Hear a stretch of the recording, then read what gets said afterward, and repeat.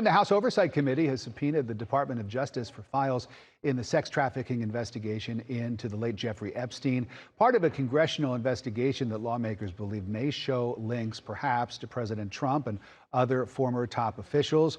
Mr. Trump has denied any prior knowledge of Epstein's crimes and claimed that he cut off their relationship long ago.